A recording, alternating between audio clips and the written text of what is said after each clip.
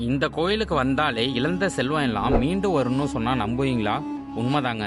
இந்த கோயிலில் இருக்க மூலவர் பேரு விஸ்வேஸ்வர விஸ்வநாத சுவாமி, அம்பாள் பேரு விசாலாட்சி. ஹரிச்சந்திர மகாராஜா பொய் சொல்லாத ஒரே காரணத்தினாலே தன் நகரம், அரண்மனை, மக்கள், மனைவி எல்லாரையும் இழந்து உங்களுக்கு மயானத்திலே வெட்டியானாக பணிபுரிவார். உடனே இந்த ஸ்தலத்துக்கு வரார். அங்கே ஒரே இழுப்பத்தோப்பில் சுவாமி மட்டும் தனியாக இருக்கார். இந்த இடத்துல இந்த சுவாமி யார் கொண்டாந்து வச்சா இங்கே என்ன ஏதுன்னு ஒன்றும் தெரியல அவருக்கு. ஆனாலும் பார்த்தீங்கன்னா ஒரு பக்தியோடு யார் கொண்டாந்து வச்சாலும் பரமேஸ்வரன் இங்கே இருக்கா, சிவலிங்க திருமேனி இங்கே இருக்குது அப்படின்னு ஒரு பக்தியோடு இந்த மகாராஜா இந்த சுவாமியை தொடுறார். பூஜை பண்ணுறதுக்காக தொட்ட வேகத்துக்கு அவர் இழந்த செல்வம் பூரா அவருக்கு திரும்பி வந்துடுது. அது மட்டும் இல்லாமல் இந்த கோயிலில் அம்மனுக்கு நடக்கிற பாலாபிஷேகம் நீல நிறமாக மாறுங்க. இந்த கோயிலில் இருக்க நவகிரகம் எல்லாமே சூரியனை பார்த்து காட்சியளிக்குது.